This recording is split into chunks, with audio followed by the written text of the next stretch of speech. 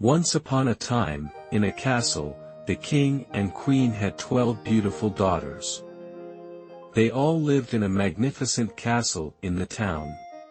The king and queen loved their daughters very much, but to keep them safe, they were not allowed to leave the castle. But because of this, a very strange thing happened, that is, I do not know from which day onwards, every morning, when the princesses woke up, their shoes looked worn out. It was as if they had been dancing in them all night, but they hadn't been out of the house. The king and queen were troubled because they had to buy new shoes for their daughters every day. It was strange, and when they asked their daughters, they said they didn't know, and no one in the palace could solve the mystery of the worn-out shoes. Finally, the king had an idea.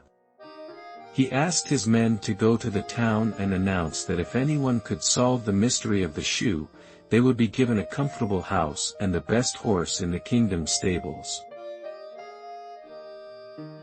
The townspeople were all talking about the news, they were all eager to try, even people from other kingdoms came to the castle, but months went by, and still no one could solve the puzzle. Then a young man named David from a neighboring country wanted to give it a try. So he started a long walk to the castle. He stopped in the woods to chew a sandwich. A giant rat rushed over and sat down next to him. The rat looked hungry, so he gave her the other half of the sandwich and an apple. But he didn't know that the rat had special powers. In return for his kindness, the mouse gave him a magic cloak. She also eagerly screamed at David, telling him not to drink anything the princesses gave him. David is confused, but thanks the mouse for the gift and says goodbye to him as he continues on his way.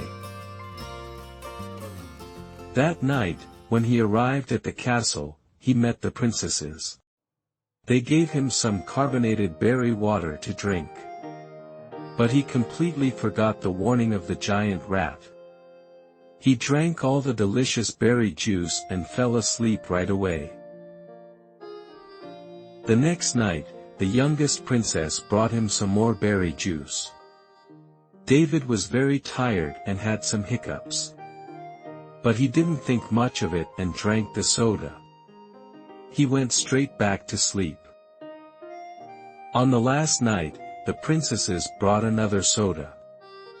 This time he remembered the warning of the giant rat. He took the glass from her and poured it into the sink when the princesses left. Then he pretended to be sleepy and went to bed. At midnight, David woke up and put on the magic cloak that Mouse had given him.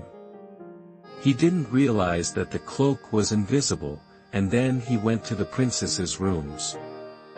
Then he went to the princesses' rooms and saw that all the princesses were wearing the most beautiful clothes.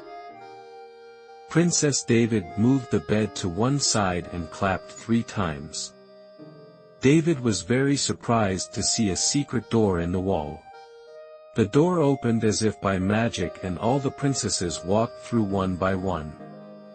David followed them. They all went down the stairs and came out through a door next to the forest. The trees in the forest were all silver and glittered in the moonlight.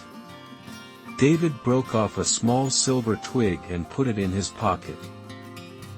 Soon the princesses stopped at the river. There was a big boat in the river with musicians playing on it. All the princesses and David got into the boat. They crossed the river and came to a big castle with lights coming out of every window. All the princesses went into a big room in the castle. The musicians started to play and the girls sang and danced.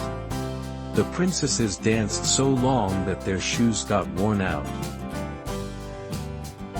After a long time, the princesses returned to the ship very tired. They crossed the river and went through the forest. Then they all went up a long flight of stairs, through a magic door, and back to their rooms. David was very excited because he had solved the mystery. The next morning he told the king everything. The king could not believe him at first. But when he showed him the silver branch, the king believed him. Then the king decided that he would pay a musician to play for his daughters for an hour every night. That way, their shoes would last longer. The king kept his promise and gave David a big beautiful house near the castle and his best horse. David was so excited that he took his whole family to live in his lovely new home. And he became good friends with all the princesses.